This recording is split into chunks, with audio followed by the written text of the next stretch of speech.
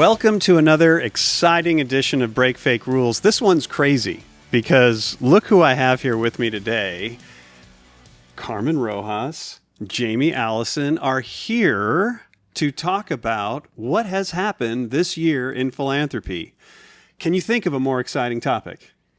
Absolutely not. Jamie, can I'm you? glad to know we're bringing the vibes. Yeah, that's what it's all about, really. So we're going to go ahead and get started. We're going to have a little conversation here. We'd love for you to participate by watching. So let's go ahead and start. Al, this has been an interesting year, wouldn't you say, for philanthropy? Would anyone like to point out something that stood out to you this year as opposed to other ones? A standout in philanthropy. Yeah. You know, I'm going to point out something that I think is a real positive from this year. How dare you? This is Break Fake Rules. I'm breaking the fake rule that nothing positive happens. Okay, That's all right. On this show. Okay, because I'm actually a little bit stunned right now. So go ahead. Positive things happen on this show. I'm going to prove it right now. Here we go. I've worked in philanthropy for most of my career for more than 20 years, and I have never been part of or seen this level of partnership and coalition building and shared responsibility and camaraderie across the field of philanthropy in my entire career.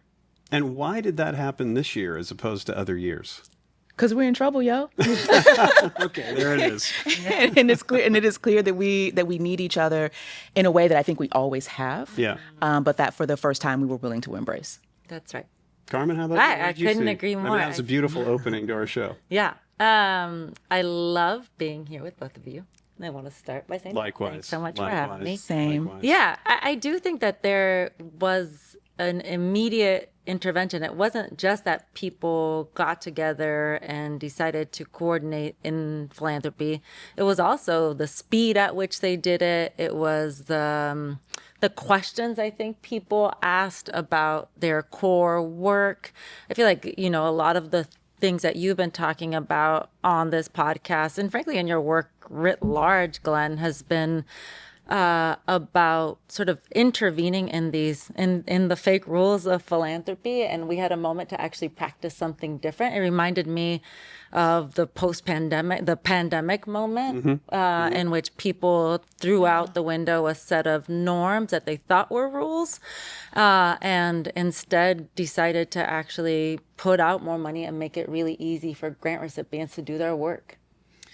I love that you said that because I was going to point out that a lot of people didn't put out a lot of money this year. And I think what has been great about this year, I'll put it since you've set such a positive tone, is that we are in more conversation than we have been in the past. Mm-hmm. And I think it's created a place where if you're not going to step up in this time, you almost have to justify that versus being able to kind of slide away by putting out a nice statement and then really not doing anything. So I do think there's been a rising accountability in the sector, which is really needed, a greater coordination in the sector, which is weird. I mean, we haven't seen that before, really. So, I mean, and I think it comes down to the fact that many of us realize that things have changed and they may change permanently in the sense that institutions are being gutted. There is a great deal of skepticism out there about our institutions. So when you think about that issue, about institutions that many of us have partnered with, that many of us have invested in at the governmental level and otherwise, where do you think we're going in addressing that challenge as we go into 2026? Or is it even a challenge? Are we happy to see the institutions fall apart? I think that this is a moment in which an organization like Marguerite Casey, where we are really focused on making sure that government works for people who've long been excluded from sharing in the rewards and freedoms of political representation, of democratic norms, of the sort of the social safety net and redistributive arm of our government. We have been asking ourselves this question, I think this is a moment in which we have to, on the one side, name that when there are no protections for the most vulnerable people in our society, they die. And we need an intervention. We need to figure out the ways that we keep as many people alive as possible in this current moment, but more importantly, aspiring to a good life with a belief that there are institutions and probably more broadly society invested in all of us living a good life. Yeah. And so I think it's a bit of a tough call, right? Like, I don't want to pretend like the institutions that we had or the interventions that we had were enough. They weren't. 70% of Americans live paycheck to paycheck. The vast majority of working people in this country don't get paid time off, aren't represented by a union, are frankly limited in their ability to collectively bargain and have power in the workplace. Most people are working 40, 60, 80 hours a week and barely making it. And our institutions have failed to even acknowledge that.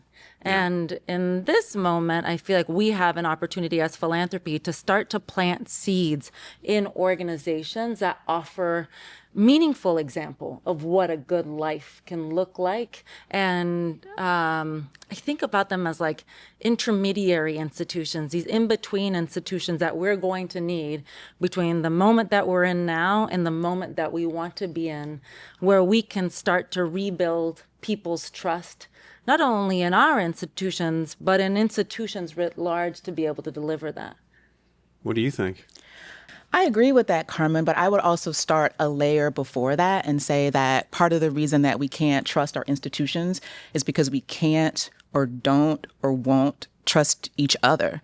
And that I believe that what's happening now is a symptom of our mistrust or our disconnection from each other.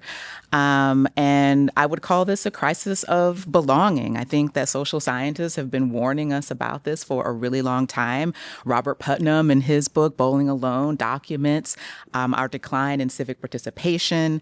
Danielle Allen, in Talking to Strangers, describes how democracy and reciprocity are really needed to have a thriving society. And Eric Kleinenberg, in Places for People, talks about how we need libraries and parks and community centers and places where we gather and have opportunities to get to know each other and to build relationships for each other. And so when belonging phrase, it makes it really easy for people to come in and manipulate us and to get us to blame each other for things that rightfully, as you just pointed out, that our government isn't doing well for us.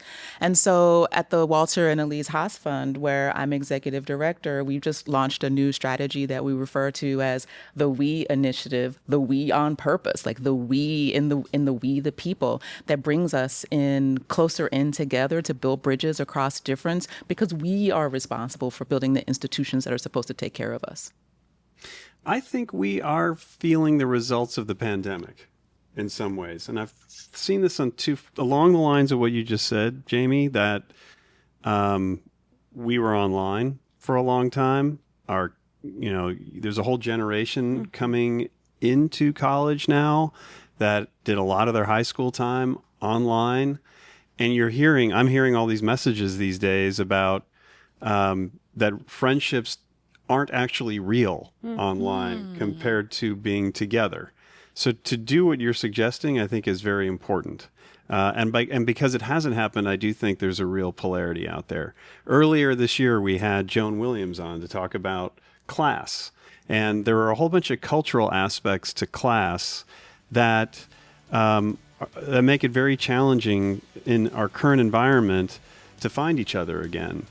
And it seems like we need to get there. Thank you for tuning in to Break Fake Rules. Subscribe to the Stupski Foundation YouTube channel to watch videos of each episode and join the conversation with me on LinkedIn.